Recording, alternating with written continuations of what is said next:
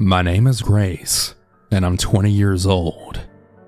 This happened when I was about 13 years old, and I was home alone. Even though this happened 7 years ago, it's still fresh in my mind, and I really can't ever forget about it. At this time, my sister was hanging out with friends and my parents were out on a date. It was about 9 p.m., and I was watching some YouTube on my computer.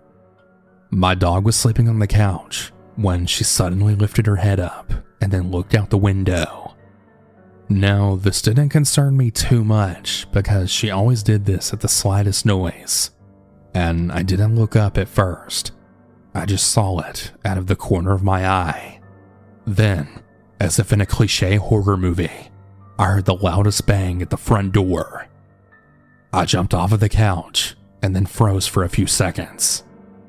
I know I shouldn't have done this, but as if I was the typical victim in a horror movie, I walked to the front of the door and opened it.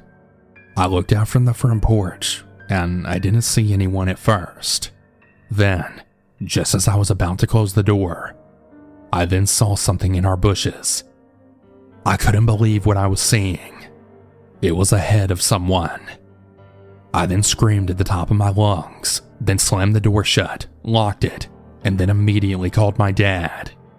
He didn't sound too concerned about what I told him, but I knew what I heard and saw. I will never forget that horrific sight of the person just crouching there in the bushes, spying on me in the house. I ended up sleeping with my parents that night because I was so worried that the person would come back and then break in the house.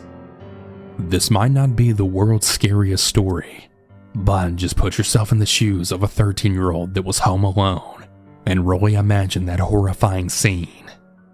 I can laugh about it now, but I can still remember just how terrified I was.